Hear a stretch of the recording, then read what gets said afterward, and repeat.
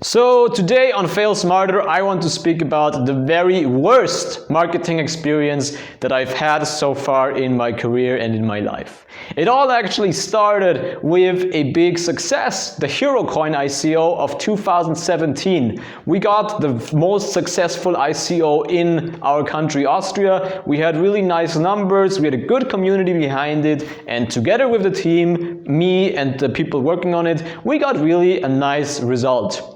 So, inspired by these results, we went to other companies and tried to offer the same, and unfortunately this resulted in some of the worst marketing fails that I have ever experienced. So, what actually went wrong? Well, there's a few things. First of all, it was the market, because there was the cryptocurrency market that was really booming in 2017, and obviously it was followed by a huge crash in January of 2018. Now, obviously, the first ICO that I was managing afterwards was launching exactly in January 2018. So that was one mistake, just the market not being ready for the product anymore.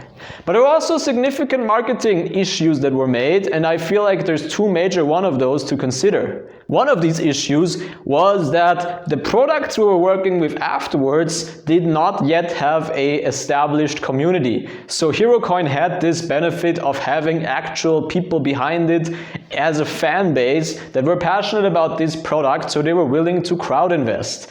The project I was working with later on did not have this benefit. The community had to be built from scratch. And as we all know, it is possible to build a community, but it takes time and labor. But if an ICO has to start within a few weeks, it's almost impossible to pull this off.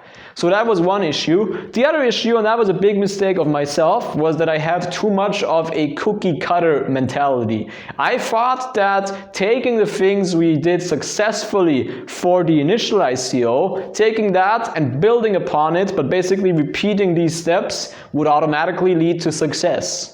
I was naive because in the end, each of these ICOs was for very, very different verticals, and something that works for a more B2C, esports focused niche does not work as much in a B2B IT security niche. And this took a lot of pain to learn, and it's a valuable lesson, but the downside was learning this in the highly electrified space of crypto investing was a lot of pressure and a lot of mistakes in short time. And I do regret it. From today's perspective, I would just leave the crypto industry before everything went so crazy, but also I really took the lesson behind it that it's important to build communities with time and with patience, and also to make sure that the actual product and the marketing strategy fit it. And if maybe an ICO or whatever is going to be the next type doesn't quite fit this product, then do something else rather than sinking a lot of money, effort, labor, and passion into something that is not meant to be. This was my personal trauma of cryptocurrency marketing in the years 2018 or so. Good to think back of it. I'm glad we all learned from it. I hope this was an interesting thing for you as well. Maybe you've invested into some cryptos. If so, let me know. I wish you a great week full of failures, and I look forward to seeing you back on FailSmarter next week.